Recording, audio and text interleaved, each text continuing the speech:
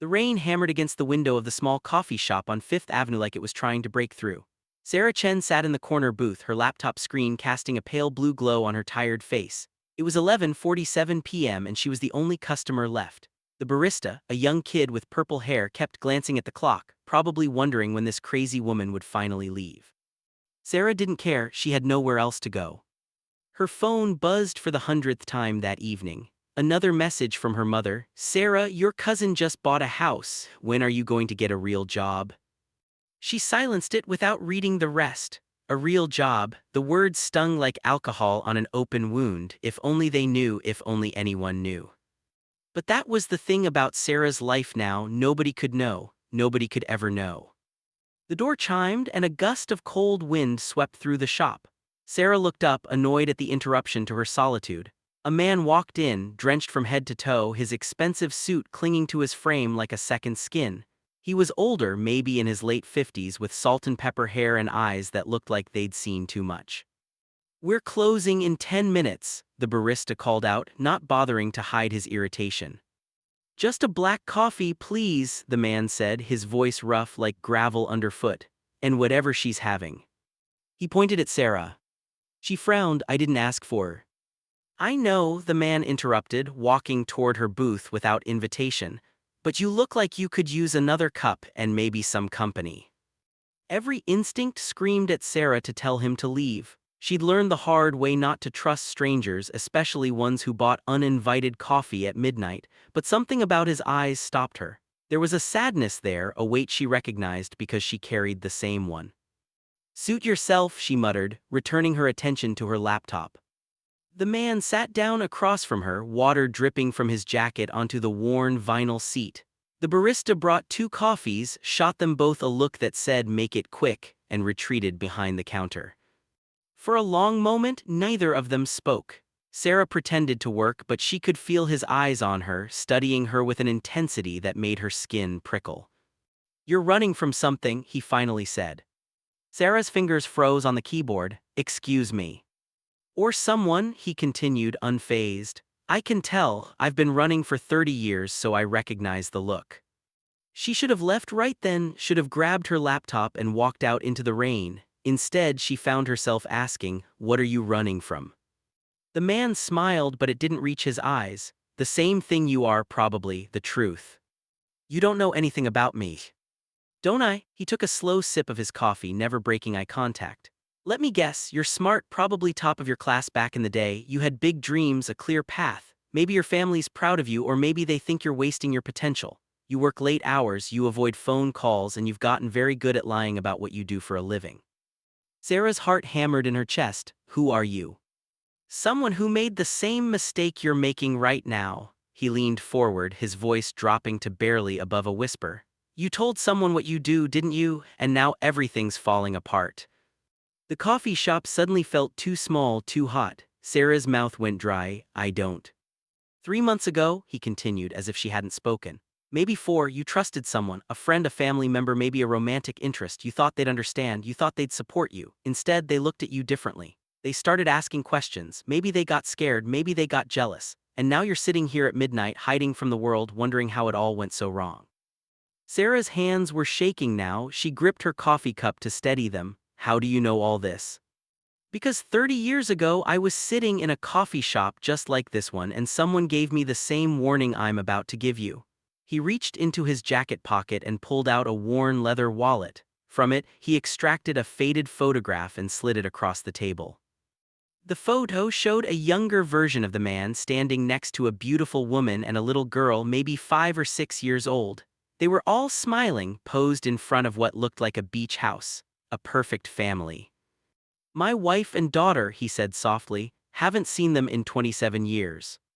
Sarah looked up from the photo, confusion and sympathy warring in her expression. "I'm sorry for your loss."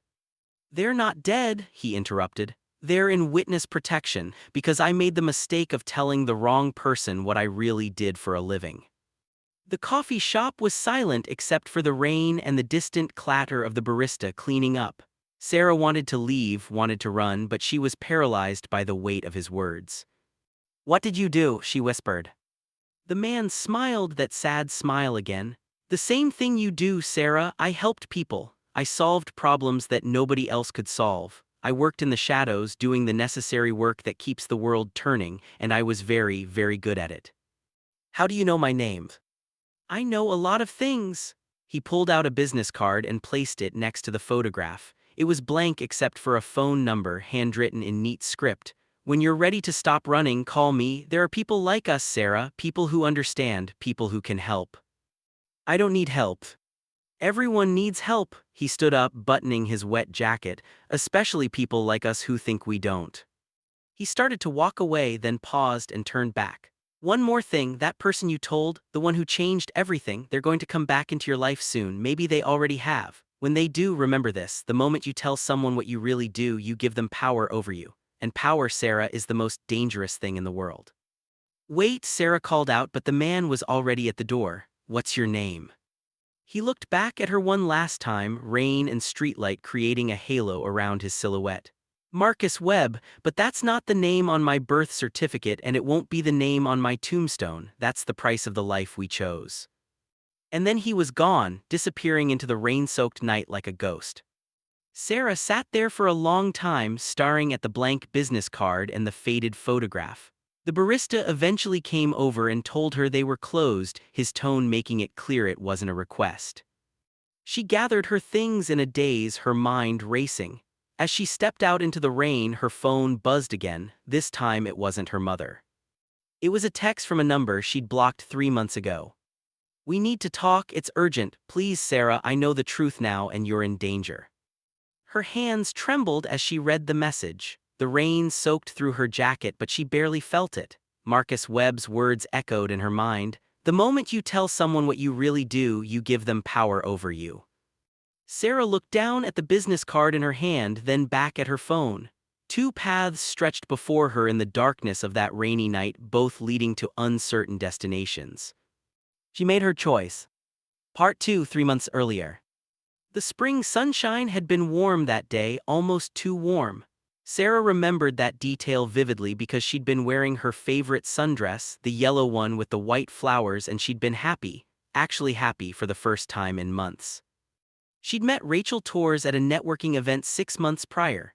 Rachel was everything Sarah wasn't: confident, outgoing, effortlessly charming. She worked in marketing for a tech startup, one of those companies with a ping-pong table in the break room and unlimited La Croix, the kind of place where people went to work and actually enjoyed it. They'd hit it off immediately. Rachel had a way of making Sarah feel seen, understood in a way that no one else did. They'd grab coffee, go to movies, spend hours talking about everything and nothing. For the first time since Sarah had started her real work, she had a friend who didn't know about it. Someone who knew her as just Sarah, not the Sarah who did impossible things for impossible people. That spring day, they'd been sitting in Rachel's apartment, second-hand wine glasses filled with cheap rosé, laughing about a terrible date Rachel had been on the night before. He spent 20 minutes explaining cryptocurrency to me, Rachel groaned, dramatically throwing her head back. 20 minutes, Sarah, I wanted to die.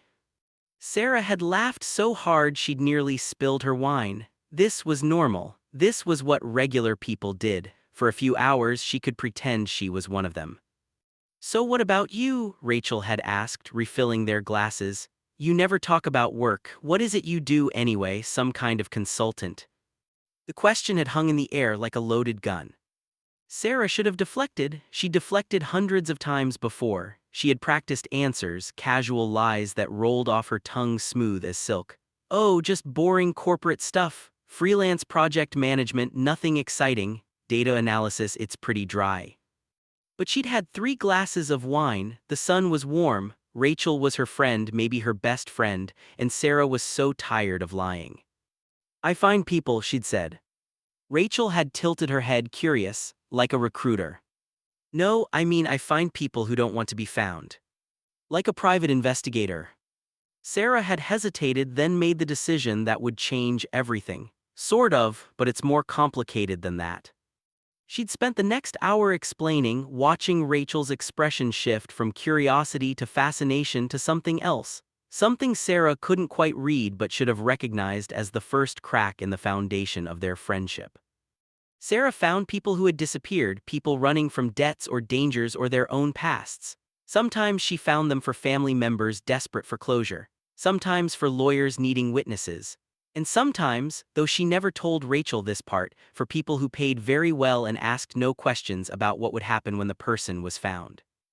That's incredible, Rachel had breathed. Sarah, that's like movie-level stuff. How did you even get into that?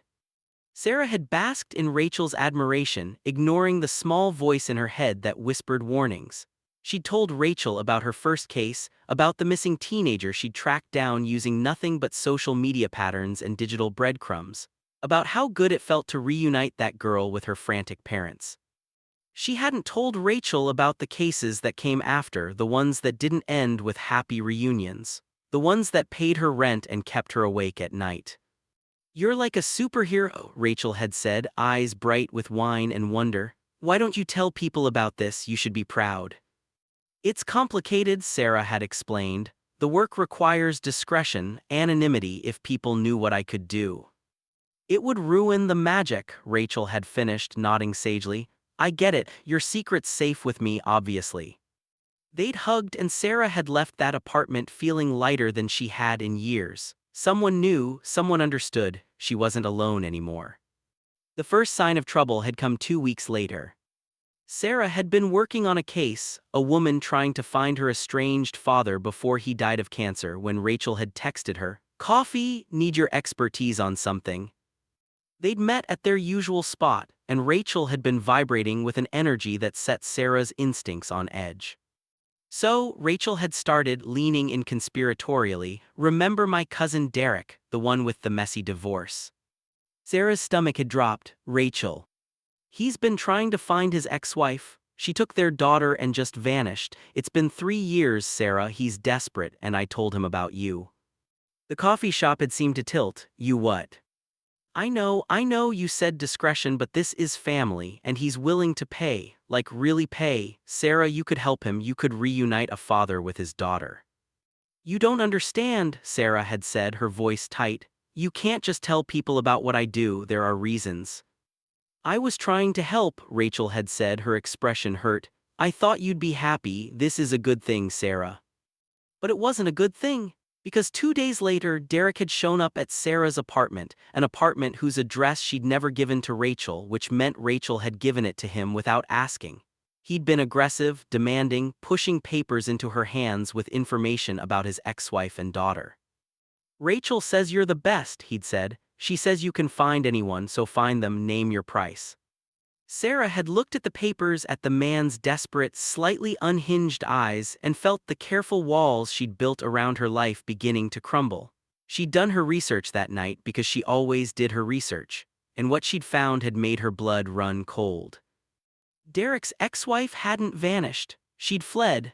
There was a restraining order, sealed court documents, evidence of domestic violence that had been carefully buried under legal red tape. The wife and daughter were in hiding because Derek was dangerous. And Rachel had led him straight to Sarah's door. Sarah had called Rachel that night, her hands shaking with rage and fear. "You need to tell Derek you made a mistake. Tell him I'm not who you thought I was. Tell him anything but get him away from me." "Sarah, what are you talking about? He just wants to find his daughter." "He's an abuser, Rachel. His wife has a restraining order. She's hiding from him for a reason. You just tried to make me an accomplice to stalking, maybe worse." There had been a long silence on the other end of the line. Then, "You're overreacting. Derek's a good guy. Maybe his ex is just lying to keep his daughter away from him. That happens, you know." "Rachel. You know what? Maybe I was wrong about you. Maybe this whole secret vigilante thing has made you paranoid. Derek's my family, Sarah. If you're not going to help him, fine, but don't act like I did something wrong by trying to connect two people who could help each other." She'd hung up. Sarah had spent that night packing a bag, ready to run if Derek came back. He didn't that night, but the damage was done. Because a week later, Sarah had received an email from a woman named Jennifer. "I heard you help people find others," it said. "Rachel Torres gave me your name. I need your help urgently." Then another email from someone else Rachel had told. Then another. Rachel had been talking, not out of malice. Rachel wasn't cruel, but out of that uniquely human combination of pride and thoughtlessness. "My friend does the coolest thing," Sarah could imagine her saying at parties, at networking events, to anyone who would listen. She finds people who don't want to be found. It's like she has superpowers. Each email was a crack in Sarah's anonymity. Each name was a potential threat. Because in Sarah's line of work, anonymity wasn't just professional protection, it was survival.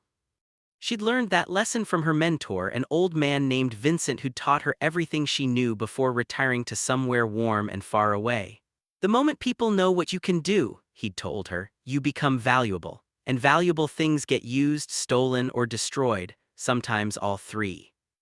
Sarah had changed her apartment, her phone number, her daily routines. She'd cut off contact with Rachel completely, ignoring the increasingly confused and then angry messages. Why are you ghosting me? What did I do wrong? I thought we were friends.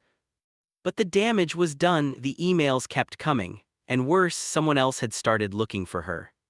She'd noticed it 3 weeks after cutting ties with Rachel. Little things at first: the same car parked on her street 3 days in a row, a man in a coffee shop who'd left immediately after she did, his coffee untouched. Her work email had been hacked, though the hacker had been clumsy enough that she detected and locked them out. Someone was trying to find the woman who found people. That's when Sarah had really started running. Part 3: The Web We Weave. The present crashed back over Sarah like a wave. She was standing in the rain, still staring at her phone at the message from the blocked number. We need to talk, it's urgent. Please, Sarah, I know the truth now and you're in danger. It was Rachel, of course it was Rachel. Sarah's thumb hovered over the delete button. Every instinct screamed at her to ignore it, to keep running, to disappear completely like Vincent had taught her. But Marcus Webb's words echoed in her mind. That person you told, they're going to come back into your life soon. How had he known?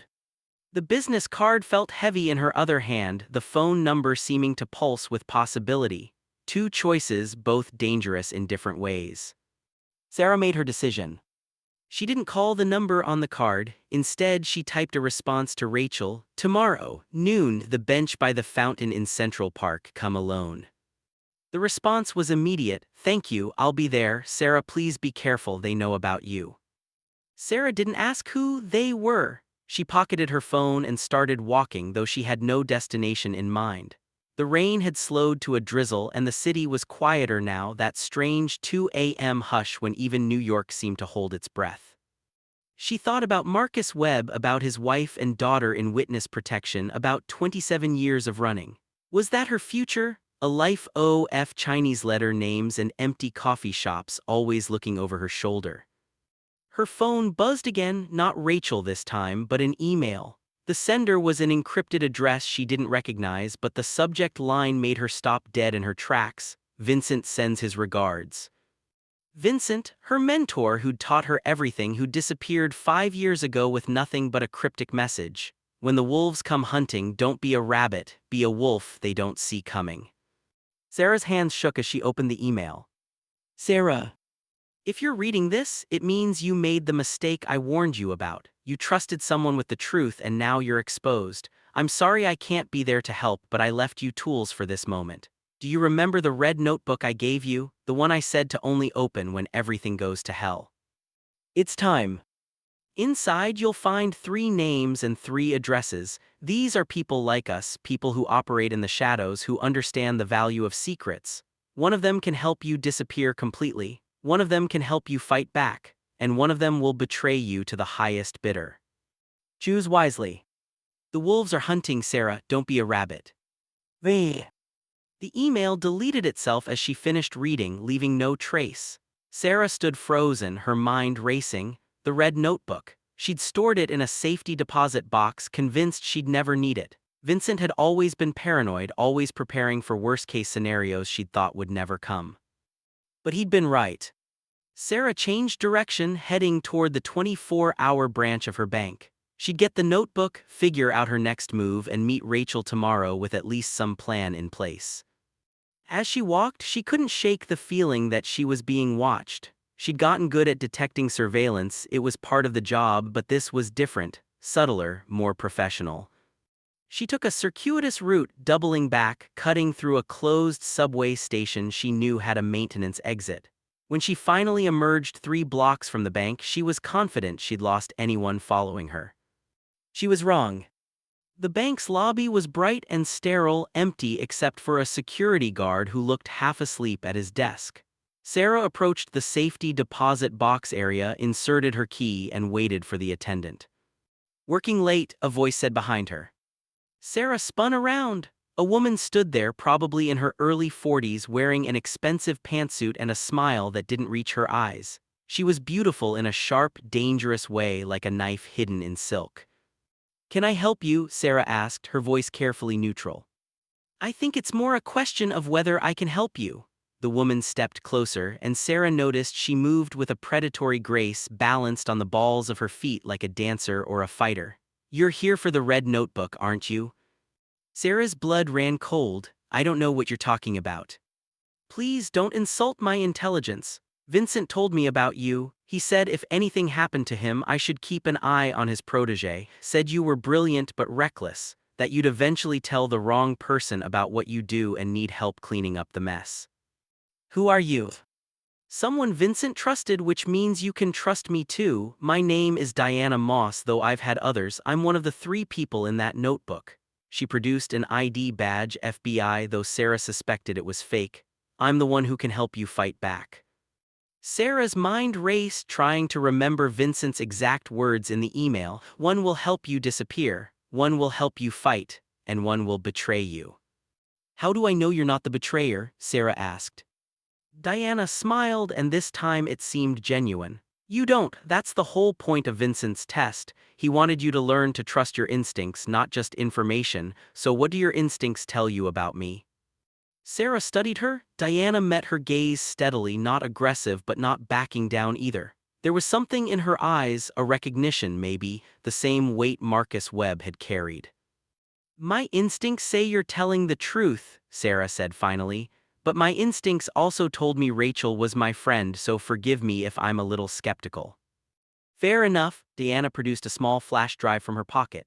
"This has information on everyone who's been looking for you since your friends started talking. It's not a short list, Sarah. You pissed off some very dangerous people by refusing their cases. They want to know why a woman with your talents is being so selective. Some think you're working for their enemies, some think you know too much and need to be silenced, and some just want to own you." "Own me?" "You're a valuable commodity, the ability to find anyone anywhere. That's worth millions to the right buyer or the wrong one." Diana held out the flash drive. "This is a gesture of good faith. Take it, use it, and when you're ready to stop running and start fighting, call me." She produced a business card. This one actually had information on it, a phone number and an email address, and pressed it into Sarah's hand along with the flash drive. "Why are you helping me?" Sarah asked. Diana's expression softened slightly. "Because Vincent helped me once when I made the same mistake you did. He gave me a second chance. I'm paying it forward." She turned to leave, then paused. "One more thing, you're meeting tomorrow with Rachel. Don't go, it's a trap." "What?" "Rachel's not working alone anymore. She got scared after Derek came back looking for you, angrier this time. She went to someone for protection. Someone who realized that a woman who can find anyone is exactly what they need. They're using her to get to you." Sarah felt like the floor had dropped out from under her. Who's using her?" "That's on the flash drive, but Sarah, be careful. These aren't people you can just disappear from. They have resources, connections. If you're going to run, you need to run smart. And if you're going to fight, you need to fight dirty." Diana walked away, her heels clicking on the polished floor. The security guard barely looked up. Sarah stood there, flash drive and business card in hand, her carefully constructed world crumbling around her. She thought about the red notebook in the safety deposit box, about Vincent's warning, about Marcus Webb's sad smile and his family he hadn't seen in 27 years. She thought about Rachel, who'd been her friend, who'd betrayed her out of thoughtlessness rather than malice, who was now caught up in something dangerous because of that betrayal. And she thought about who she really was beneath all the names and secrets and careful lies. Was she someone who ran, or someone who fought? The attendant finally appeared, looking annoyed at being called away from whatever he'd been doing in the back. "Safety deposit box," he grunted. Sarah looked down at the flash drive in her hand, then at the key to the box. "Actually," she said slowly, making her decision, "I've changed my mind." She turned and walked out of the bank into the early morning darkness. She had 24 hours until the meeting at Central Park. 24 hours to decide who she was going to be. The rain had stopped and the first hints of dawn were coloring the eastern sky. Somewhere in the city, Rachel was probably lying awake, scared and guilty and caught in a web she didn't fully understand. Somewhere, the people Diana had warned her about were planning. And somewhere, Marcus Webb was probably sitting in another late-night coffee shop, watching another desperate person trying to decide whether to run or fight. Sarah pulled out her phone and looked at the 2 business cards she'd collected that night. Marcus Webb's with just a phone number, Diana Moss's with a phone number and an email. She'd been given 2 options, 2 paths forward. But as the sun began to rise over New York City, Sarah Chen realized there might be a third path. One Vincent hadn't mentioned in his email, one that was riskier, messier, more complicated. She could stop hiding, she could take control of the narrative, she could become the hunter instead of the hunted. It would mean breaking every rule Vincent had ever taught her. It would mean exposing herself in ways that terrified her. But it might also mean protecting people like Rachel and everyone else she'd ever cared about from the consequences of knowing her truth. Sarah composed a new message not to Rachel or Diana or Marcus, but to all the email addresses that had been trying to reach her for the past 3 months. To everyone Rachel had told. To everyone who wanted to find the woman who found people. You want to know what I do? Meet me at Central Park tomorrow at noon. Come all of you, I'll tell you everything. She hit send before she could second-guess herself. Then she plugged in the flash drive Diana had given her and started reading. She had 24 hours to prepare, 24 hours to turn a trap into a solution. 24 hours to become someone new. Or maybe, finally, to become exactly who she'd always been. Part 4: The Gathering. The fountain in Central Park was more crowded than Sarah had expected. It was a beautiful Saturday afternoon, and families with children, tourists with cameras, and couples on dates all mingled in the spring sunshine. Normal people living normal lives, oblivious to the dangerous game about to unfold in their midst. Sarah had arrived early, 5 a.m. actually, to scout the area. She'd identified every exit, every sightline, every place where someone could hide or watch. She'd left 3 different panic bags at 3 different locations around the park, each containing cash, a burner phone, and a change of clothes. Old habits from Vincent's training. Now she sat on a bench 50 yards from the fountain, wearing sunglasses and a baseball cap, watching the various players arrive for the show. Rachel came first at 11:45. Sarah almost didn't recognize her. Rachel looked terrible, hollow-eyed and thin, her usual confidence replaced by a hunched, nervous posture. She kept checking her phone, scanning the crowd. 2 men in suits flanked her at a distance, trying and failing to look casual. Diana had been right, Rachel wasn't alone. At 11:50, Marcus Webb appeared, purchasing a hot dog from a vendor and settling onto a bench with a clear view of the fountain. He looked different in daylight, older, more tired. But his eyes were sharp as they scanned the crowd, and Sarah knew he'd already spotted her. Diana Moss came at 11:55, dressed down in jeans and a Columbia sweatshirt, playing tourist with a camera. She didn't look at Sarah directly, but Sarah caught the slight nod as Diana positioned herself between Sarah and the 2 men watching Rachel. Others came too, people Sarah didn't recognize from the flash drive Diana had given her. A woman in her 60s who moved with military precision. A young man with a messenger bag who was definitely carrying more than just papers. 3 people in business casual who arrived separately but positioned themselves to form a triangle around the fountain. And then, at exactly noon, a black SUV pulled up to the edge of the park. 4 men got out, all wearing identical dark suits and earpieces, private security, expensive kind. They moved toward the fountain in formation. Sarah's heart rate spiked. This was bigger than she'd anticipated. The man who emerged last from the SUV was in his 70s, distinguished-looking with silver hair and the kind of confident bearing that came from decades of being obeyed.